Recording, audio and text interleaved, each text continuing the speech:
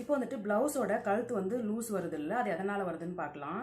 இப்போ நீங்கள் வந்துட்டு ப்ளவுஸ் வந்துட்டு பின்பக்கம் ஒயரை வந்துட்டு எவ்வளோ வேணாலும் நீங்கள் வந்து வச்சு எடுத்துக்கோங்க. இந்த ஷோல்டர் அகலமும் நீங்கள் எவ்வளோ வேணாலும் வச்சுக்கலாம்.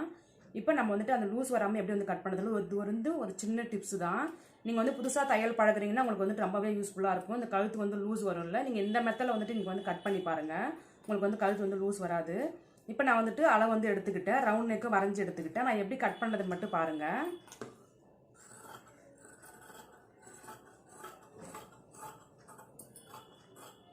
இதை வந்து இப்போ கட் பண்ணிவிட்டு இதோட வந்து நிறுத்திக்கலாம். ஃபுல்லாக வந்துட்டு கட் பண்ண வேண்டாம். நீங்கள் இந்த மாதிரி வந்துட்டு கட் பண்ணக்குள்ள உங்களுக்கு கழுத்து வந்து லூஸ் வராது.